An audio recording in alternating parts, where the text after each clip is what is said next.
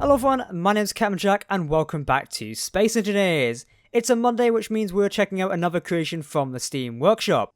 With me today, I have a TDU-1 Hellhound Tank Destroyer. Sounds pretty cool, a tank destroyer. So this could be pretty good to check out. It's made by the creator Deathlock L17, and it caught my eye just purely because of the name, Tank Destroyer. That sounds like it's gonna pack a punch, am I right? This is a modded build of a tank, obviously. Now, I think we've got one mod involved, which is just the tank cannon, which you can see in front of me here. Rest of it is completely vanilla, which is good, because I like tanks, and vanilla is always better, but I also do like this mod. It's not one I've actually played with before, so it's going to be quite cool to see how much this packs a punch. So, let's get straight into it. First, we're going to take a look around just the exterior, and then we're going to get into driving and blowing things up. Kind of what you're all here for, right? Let's dive in. So Deathlock lists the creation as it can easily be made vanilla by replacing the main cannon of a rocket. It won't affect the MART, which is the mouse-aimed rotor turret script by Whiplash, so even if you replace the main turret, it won't be affected. Built for creative mode and multiplayer for SE tank group events and battles, but the chassis is survival friendly. There you go, pretty cool. This is a TD-1 Hellhound Tank Destroyer, part of Deathlock's new fleet of military vehicles. It's very well balanced TD and armed with a 128mm cannon. It performs its job very well, hunting down rival tanks. 8x8 wheeled drive, front 4-wheel steering and hydraulic suspension is one of the top killers on the battlefield, inspired by a BF-1 Centauro. Interesting. So he's also got some other vehicles in the workshop. If you do want to download this, obviously the link is down below. But let's get into looking at some of the details which are on the tank. So starting on the sides here, we do have this sort of mesh sort of guarding for the wheels again. Very cool. You do see this in a lot of tanks here. If anyone knows what the technical name for this sort of stuff is, I'd love to know down below in the comments, because then I can actually get this review right. But I guess this is just to guard the sort of sides and the crucial bits, aka for wheels and tracks, from any sort of shrapnel or other armor or other like shells that could be fired at. I'm guessing. I wouldn't know. If you do know what this sort of stuff is used for, please do tell me down below in the comments. It'd be greatly appreciated. On the top here, I can also notice the flag, and then this is what obviously is mimicking an antenna. Very cool to use these scaffolding blocks here, especially the corner blocks. This you don't see them used that often, particularly when it comes to antennas. So that's the first time I've seen it used before. Got a ground down light here to again create sort of a scaffolding structure, and I love it when creators go the extra mile to use sort of design stuff like this to really bring out the feel and almost sort of design of the ship, or especially a tank in this case. We've got some indication markings over here. We've got the camera for which you can view your main turret out of as well. Good to have that. And I think, is that the only camera? No, we've got two cameras. So that must be the commander's tank camera over there. And then we've got the main gun camera over here, which I'll show you how these work in a minute. Also got a light up here as well, and some of these panels to indicate sort of looking through areas, stuff like that. Obviously, the main tank cannon is attached by rotor, which you can find just over here. Very nice. And obviously, the main swivel mount is mounted under there as well. We're actually using grounded down piston heads here to create a sort of riveted look on the side here, and it brings it out really nice. The detail in it is surprisingly good. Using half blocks to create the back end structure here, very nice. We've actually got a wheel mounted in the center here to create that sort of cylinder look there going on. Really nice. And the flag up here as well, that's good. I don't know if that's meant to be a specific flag or just a flag of Deathlock's sort of military. Could be, or it could be a country flag. I wouldn't know. He'd have to tell us down below in the comments. On this side over here, we also do have another rocket launcher mounted. I guess this could be for, say, if something reaches you around the side, the tank cannon may not hit it, and it also adds another line of defense. We have an interior turret mounted up here as well. Very good to see this one mounted in. I didn't believe it would actually fit there, but damn, it actually does. I love the way it's actually been mounted in. You don't really see that very often. Interesting.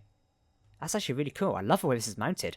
We need to control this later and see if it actually works. And also we do have the commander scope over here as well, with an antenna backed on it. And I love the way this is done. It's using the camera on the bottom of the antenna, so the block looks complete. That is really cool, and not something I would imagine doing myself. So hats off to Deathlock for doing that. That's a really creative way of doing things. And also, I think these are parachute blocks here, aren't they? Yeah, so we've got parachute blocks built in. Gonna be interesting to see if they actually make any use or what they're actually for. Because I guess you could drop this from orbit, but I don't know where you'd actually connect it unless you connect it here. That'd be pretty interesting. I think dropping tanks from orbit would be a really good design, especially on the battlefield. Reminds you of the Clone Wars style LAAT things when you used to drop the ATTs on the map. Very cool. So we have 4 wheels on each side, 8-wheel drive, very cool. We have indication lights on the back here. I love the use of the LCD Whiplash's image converter to create these sort of reversing lights here. Very cool. Also, we do have the entrance up the back here as well, and a car container if you want to load ammo in and stuff like that. Very cool. Underneath, not much underneath here. As you can see, we're very into the world there. Lots of armor plates. So you've got a few air vents as well to make sure everything's pressurized on board if oxygen in the world is enabled. Very good. Now, I presume we are using heavy armor up the front. Let's see. Are we using heavy? Yep, we're using heavy armor in front as well. And also got the LCD blocks again for the images here. This is using spotlights. We also do actually have real spotlights hidden in the mesh armor here, which is nice to see. A nice mix of grounded down blocks here again to create this sort of design. I love it when creators do this. Not on this block for some reason. I guess that's because the tank may collide. Which is fair enough. I guess I can understand that. So let's take a jump inside the tank a minute and see what systems we can control. Hopping in here. Now, I love the sort of heads-up display that's currently going here. Not only does it give us a mimic of sort of like a viewfinder we have in the front there, that's not real, by the way, it doesn't actually work. A shame. If we actually had CCTV cameras in Space News, maybe one day we could have a view like that. I think it'd be quite cool. We do have all-important diagnostics such as acceleration, speed, uranium again, cargo use, all the important stuff. We have an ammo summary over here as well as our location, our GPS coordinates, always good to have them. Those are really key. If you're in a tank, really, you kind of want to know where you are, to be honest. Also got computer controls down here as well. Those are programming blocks. We can't reach out and touch them, unfortunately, but we do have most of the stuff around here. No lights, it's all in one. So on the heads-up display here, we also have number 2, which is our camera. Now we press number 1 to unlock this, so our rotor lock here, which is very cool. I've got some tanks we can shoot it over there. First, let's give us a test. So number 3 is our main cannon. With 2, we can zoom in and out. So let's just zoom into our crash ship over there. Now, what's the bets we can shoot off a thruster there? Should we aim for the middle thruster? Let's line it up and go. Oh, wow. I did not expect that. That is a really accurate tank cannon. Wow. Wow, that is really accurate. Using that sort of projected display there. Look at that. Let's aim for the connector. Steady. I might miss that one. Oh no, I did get the block behind it though. Fair enough, I'll call that a win for ourselves. That was pretty cool. Alright, we need to jump back in that again. So number 2, let's put that back there. And exit out. Okay, so we're in control. So I'm using our parking brake is on. If we let go of it a minute, there we go. We can start, oh, we need to lock the rotor. 8, I've triggered the parachutes. That's going to probably break this build now, isn't it? Can we drop the parachutes? Are they still with us? Yes, they are. We need to just deploy the brake, and we need to get rid of the parachutes quickly. I guess that's because I accidentally let go. So obviously, to make sure the turret doesn't spin around, we need to make sure the actual rotor thing is locked there. So number 1, that locks it so the turret doesn't spin while we are in transit. I almost forgot that, and that's why the parachute's deployed, which is quite cool. Now we have Gatling guns as well. That's on our front bit there, so we can aim with Gatling guns. Very nice. Number 5, this is our sort of commander's view. I guess we can also unlock this again for a better field view, which is really nice. If you have 2 players, this can come in really helpful because you kind of call out the sights. Unfortunately, there is no other space for someone to sit though, which is a shame. Now, our wheels over here, I presume if I start playing around with these, it allows us to play with our rotation of turning. It does. Oh, you can feel that. Very nice. Now, on number 2, we also have the antenna. We can turn it on and off if you kind of want to get the heads up on the enemy. Very helpful. We have the interior turret as well. I don't know whether it can... Oh, no, we can aim it. Hey, there we go. So this can be an anti-air sort of defense. And we can still steer as well. Very nice. So I can still command the tank using WASD while firing this. So if you are in a heated getaway, you can use it. And I've just shot off our antenna. And our flag. Very nice. So this comes to a break a minute. There we go. I also got a rocket launcher on the side. Oh, you can actually raise it out of the ground. That's amazing. I don't know exactly. We can actually raise this. Oh, I need to give that a try. Number 5. Oh, look at that. So if I go over here and do number 5 again.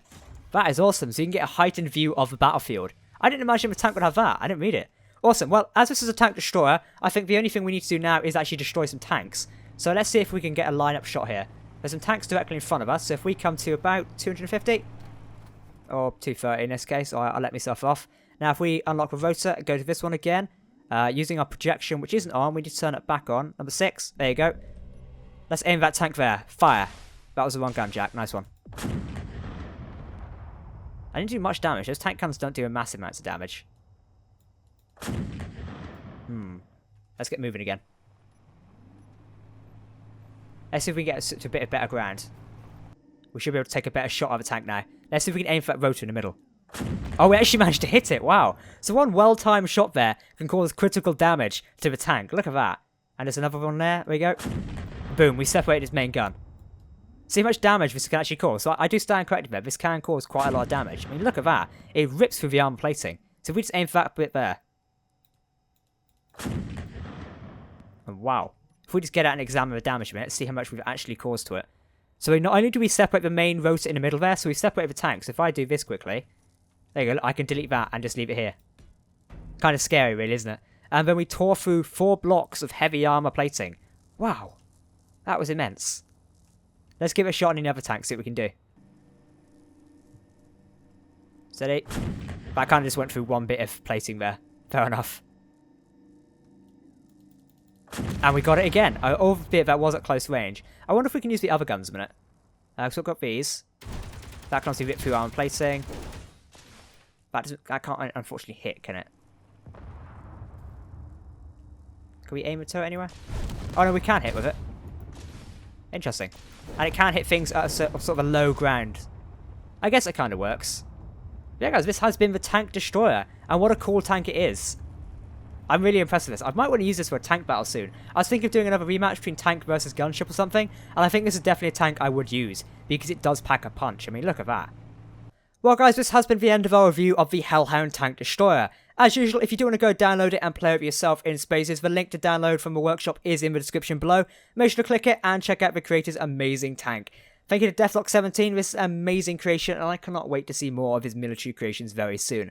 I've been Captain Jack, thank you for watching this, and I'll catch you next time. Goodbye.